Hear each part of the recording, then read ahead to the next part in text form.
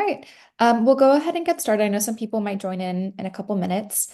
Welcome to the Montessori Thrive Assistant Series.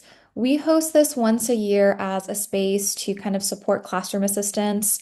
Um, Maybe those of you who are just starting in a Montessori environment or who have worked there for a couple of years but are interested in learning a little bit more about our approach. Each session is going to be led by a Montessori expert and thought leader. Um, this week, we have Donna DeHusselter here with us. She is our CEO, and she's been a school administrator for over 24 years and was a Montessori educator for several years as well. So she has lots of experience both in the classroom and leading a Montessori community.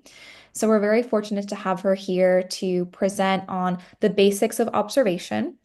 I'm going to go ahead and hand it over to her so she can introduce herself, and then we have a presentation to share, and we'll have time, as I mentioned, Q&A at the end. If at any point you have a question or something pops into your head, you can also use the chat if that's easier for you. All right, Donna. Terrific. Hi, everybody. I am really glad to be here with you today. Observation is certainly one of my favorite topics because it's so vital to what we do. And we're going to talk just a little bit at the beginning about the role of the assistant in the classroom because it's very different than a typical assistant teacher. And so we want to make sure everybody understands that.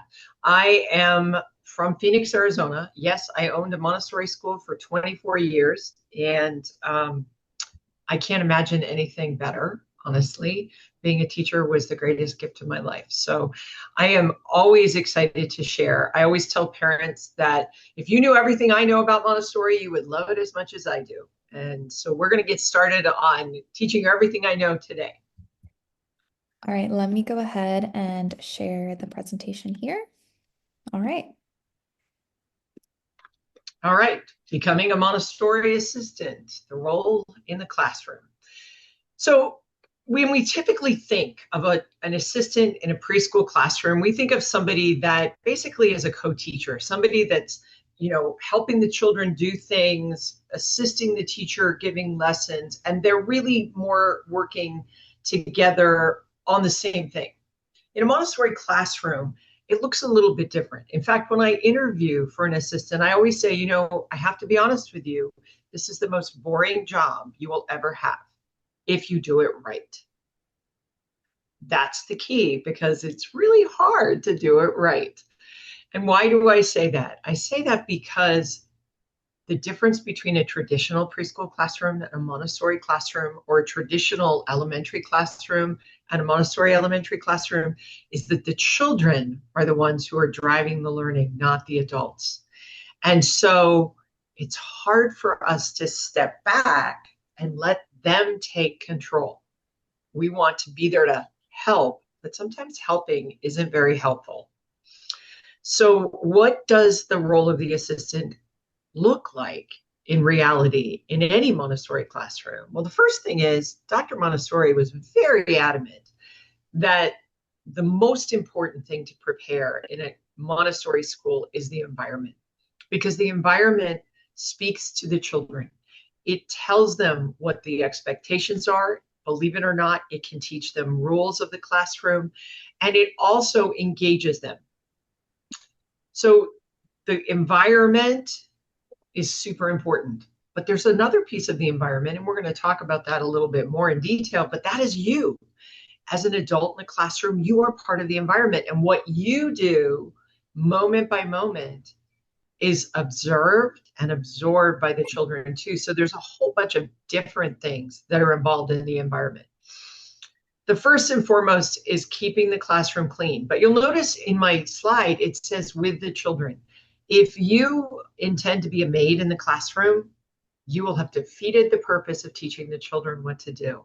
Children from the age of 3 to 8 love to take care of things. Once they hit 8, they're not so much interested in that anymore. Cleaning isn't very exciting, but they'll do it because they already know how. But a 2-year-old or a 3-year-old thinks that cleaning is the bee's knees, and they want to do it. And if it's their classroom and they want to take ownership of it, then we should allow them to do that. They love to sweep. They love to dust. They love to scrub tables. They love to wash dishes. They love to do all of the things that are part of taking care of the classroom. And so the assistant's role is really to say something as innocuous as, wow, there's a lot of dirt on the floor. What do you think we should do about that? And all of a sudden, a child will say, I'll sweep it, and you don't have to do it. So being aware of the classroom environment and its cleanliness is part of the assistant role, but doing it all on your own shouldn't be. If you find yourself doing it all on your own, ask the lead, how do I get the children more involved with this? Making materials, well, in any classroom, doesn't matter whether it's Montessori or not, there are things that get consumed, right? Whether it's coloring paper or it's cutting paper or it's sewing, there are always things that need to be made. And when you find yourself with very little to do, the children will come up to you and say, can you help me? Can you help me? And the answer is, you know what, I'm kind of busy. So you need to be busy, because if you're available, they'll draw you in instead of doing it on their own. So when you find yourself not very busy, find some materials that need to be made in the classroom. And one of the other things that's going to be really important as a Montessori assistant is knowing where the materials belong on the shelf. Getting to know the shelves, because believe it or not, even though there are so many shelves and so many works, every single one of them has a special place to be. And so it's important they end up back there at the end of the day. A child may, particularly a 3-year-old, may not be aware that, you know, there's a certain order on the shelf, but you are, because that order speaks to the children. So knowing where things go and making sure they get back there at the end of the day is a super important and super helpful thing for you to do. The assistant's also going to be involved in reinforcing the rules in the classroom. Now, maybe in a traditional classroom, that means punishments. In a Montessori classroom, that's not what it looks like. What we do as assistants and as leads is we make sure the children know what the rule is, and the lead will do that. And then we just, when something is not happening according to a rule, we'll just remind them in a very innocuous way. So one of the things you'll very often hear in a Montessori classroom is we use walking feet. And inevitably a 3 or 4 or 5-year-old will be running. And instead of saying, Johnny, remember, we don't run in the classroom, or we use walking feet in the classroom, you can simply walk up next to the child and say, boy, I think I need to practice walking. I've been walking way too fast or moving way too fast. And all of a sudden, the child will go, oh, yeah, I'll practice with you. And you can even invite them. Hey, you know what? I need to practice. You want to practice with me? So there are ways of reinforcing the rules without punishment, because that's super important. These children are just learning. We don't want to make them feel bad about the fact that they forgot, but we do want to help them remember. And modeling the rules yourself. There's nothing worse than saying to a 3-year-old, we use walking feet in the classroom, and then you move really quickly. You need to be the one that's moving slowly and deliberately. And the lead in the classroom should be a really good role model for you to see how that looks. If we use an inside voice when we're in the classroom, then when we're talking like this across the room, it's really not helpful. So remember that there are 25 to 30 sets of eyes watching you all day long, and they will do what you do. Another role of the assistant is protection of student concentration. You'll hear people say you need to protect the lesson.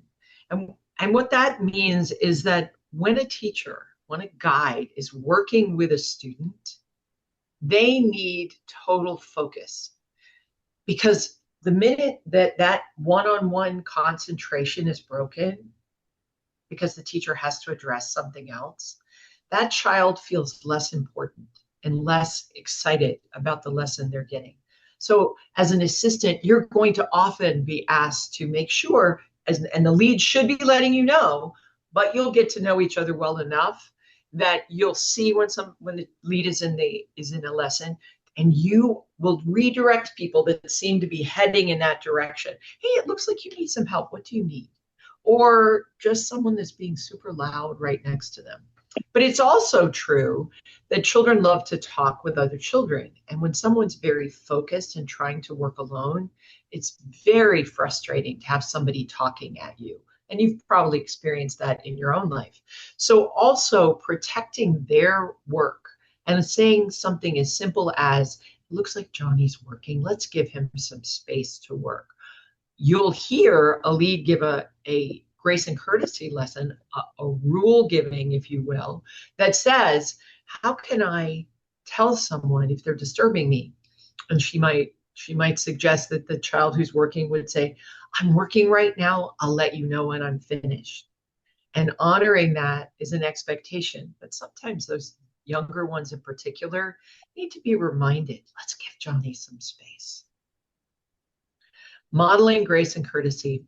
Grace and courtesy is the hallmark of Montessori. It is all about how we teach everything a child needs to know to be successful. So what does that mean? Well, it might be teaching the rule. We use walking feet or we use inside voices, but it also might be when we walk into the classroom, we shake hands with people that we meet. We say hi to them. We ask how they are. When we need to pass someone, we say, excuse me, please. May I borrow that? Are you finished with that? May I use it? All of those things become grace and courtesy lessons. How do you sneeze without spreading your germs all over the classroom? Depending on your lead, you may be sneezing into an elbow, into a shoulder, but some way that prevents all those germs from going. So grace and courtesy is everything about how we successfully operate within society. And again, 25 to 30 pairs of eyes are watching what you do because they're going to do what you do, no matter what you say. We all know that to be true. So practicing lessons given by the guide, if you happen to notice that a whole bunch of children are spending all day talking really loudly and it's gotten loud in the classroom, you can say to the lead, hey, would you like me to give a reminder lesson on how to use an inside voice? You can do that. That would be something appropriate. And then showing respect for every child. That's not always a given in a traditional preschool classroom. The adults are adults and the children are children. But in a Montessori classroom, we're all equal. Everybody in there is a human being. Every one of us makes mistakes all day long. Every one of us is learning new things. And we talk to each other with that respect. We show that to the children, so they will show that to us and to each other.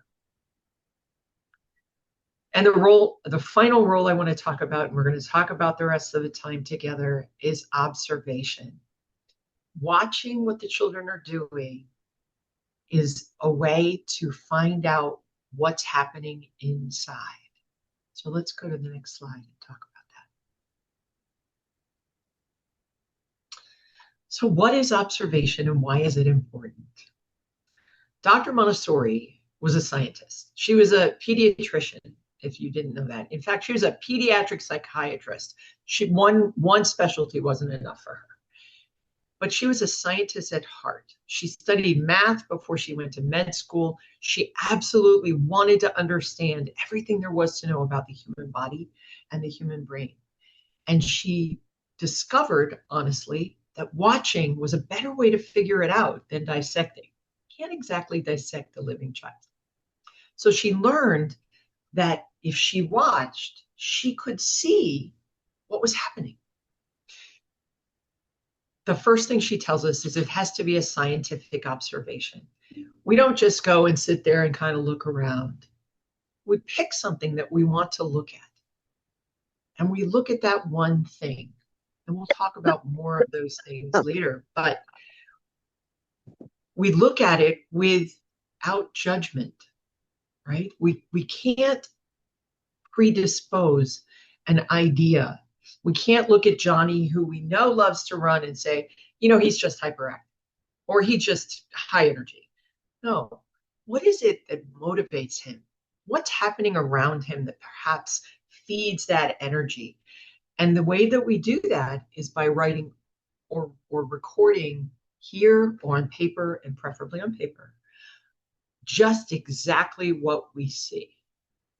nothing else. And we do it in silence. When we're observing, we are not engaging, because when we're engaging, we're not really focused. So we do it in silence. And again, we do it without judgment. Why do we observe? Because we want to understand. Every child is motivated by something different. You're motivated by something different than the person sitting next to you. Everybody is motivated by something different. And we can use observation to learn about all different aspects of the classroom. For example, we can assess the environment. When I first opened my school, I had a professional consultant come in, and she was assessing whether we were good enough as Montessori. And that was at my request, because I wanted to be the best I could be. And she said to me, if there's one thing you could change about your classroom, what would it be? And I said, I would really love to never have to say walking feet again. And she looked around the room and she said, well, now tell me. You allow the children to go out on the patio and water the planters. And the only place they can get water is in the bathroom, which is down the hall. If you were 3 or 4 or 5, and you really wanted to water the plants, would you walk down that hallway? And I said, oh, no, I wouldn't. I'd probably run. And she said, so here's what I want you to do. Rearrange the tables so there's no clear path to the bathroom. And guess what? The next day, I did it. And I won't tell you I never had to say walking feet again, but oh my gosh, it was like a miracle. So you can look at the environment and say, is the flow working? Is the arrangement of the furniture actually causing some of the behaviors? Is there a way that we could perhaps change things? Even just moving one shelf can change behaviors. And those are the kinds of things that if you see that, you bring that to the lead and you go, what do we do? Have you seen this too? Because this is so interesting to me. We use observation to assess the progress of the children. Montessori doesn't have tests at any level. We don't grade the children. So how do we know if they're making progress? Well, we know because we're giving them lessons, but we also know because we sit and we watch. And we watch what every child in the classroom is doing. And sometimes we only watch one child and we see what that child is doing. And it tells us, what do they need next? What are they most interested in? What are they finding difficult and maybe need another lesson on? And then we use it to assess one child. There is nothing worse in a Montessori environment than an adult who judges, an adult who labels. I often look at adults that do that and I say, how lucky you are that nobody labels you, because you're not perfect and you have flaws. But nobody labels you. They're gracious enough to let you be imperfect. Don't take that out on the children. But if we sit and we watch a child who seems to be what maybe got labeled as aggressive, maybe we see that that child is super sensitive to touch and people are bumping into that child, and that's when something happens. Or maybe people are talking to them when they're in the middle of something. Or maybe they need a quiet place to work, that they're not really able to focus in the middle of the classroom. We can watch and see, and it will tell us so much about every one of those things.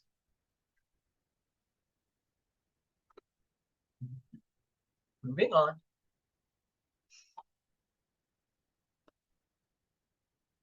Thanks. So how do we observe? Well, there are a whole bunch of different ways to observe. One of them is to just sit. I will tell you, and you have to experience this, I think, to believe it, that on a particularly bad day for me, on a day when I'm frustrated or sad or feel like I'm a failure or I feel like I'm not giving my best to the children, I sit in the corner and I just watch. No pen, no paper, quiet, and I just watch. And I look for the things that are going well, not the things that are going imperfectly, the things that are going well. And when you do that, the miracle of life unfolds in front of you. It feeds your soul to sit and just watch because the miracle of development is happening all day, every day. And we miss it because we get focused on other things. So if you can take even 5 minutes a week and just be in the classroom, you will fall in love with the magic that's happening. Often, however, there's a reason that we want to observe, or we have time to sit because we're not busy and we want to use that time in a different way. So we can assess the environment. We look at the flow. Is it working? We look at the condition of the materials because one of the things Dr. Montessori absolutely was adamant about is the materials should be in lovely, clean, pristine order. One of the saddest things you'll ever see, and it happens in both language areas and math areas of the classroom because there's some really advanced materials that don't get used a lot, is for a lead to take out that work and it's so covered with dust that when they set it on the table, the child doesn't see the material, the child sees the dust because I can draw in it, I get the dirt on my finger, and they totally miss the lesson. So looking at the condition of the materials, are they all broken? Are they chipped? Because if we're not handling them carefully and the children aren't handling them carefully, then they get broken. And once they start to break, then no one handles them carefully. So paying attention to the condition of the classroom is important. I meant the conditions of the materials, but the condition of the classroom is equally important. Are the door jambs clean, or are there finger marks all over them? Are the windows clean? Is the toilet clean? Does the bathroom smell bad? Are the dishes getting done? Is there anything in the classroom itself that might detract either you or one of the children? Those are the kinds of things you can observe. Assessing the children. We look for patterns of work. Are they all working in one particular area right now? Or is the flow kind of throughout the classroom? And then you can assist the guide with what work the children are doing. So there are two separate forms that I use for this, and you will have them. They are actually in the chat. Assessing the classroom, assessing the classroom, assessing the environment, assessing the classroom, and then assessing individual children. Because looking for patterns, you don't even have to know the names of the children. You just have to know the major areas of the classroom. And it literally is a tally chart. It's 9:30. How many children are working in practical life? How many in sensorial? How many in language? How many in math? How many are doing geography? How many are doing art or non-Montessori materials? Because if it turns out that the majority of the children are working in art all day long, the lead is going to want to know we need to get some more of those fun lessons going in the other areas. And then assisting the guide with what work children are doing may look like a whole, I use like a graph or a table that has the name of every child. And over the course of a week, I record what works I see those children doing, because that's helpful to the guide as well. She knows what they're actually repeating, what they're working on, and what they're probably ready for. And then assessing one child. Assessing one child, you can look for behavior causes, which is what I discussed earlier. You can see if there's something that happened right before that. Because often, think about when you see two children that are in an altercation, it's so easy to assign blame to one of them if you don't know what happened right before that. And my favorite example of that actually ended up in me firing a lead and an assistant in the classroom.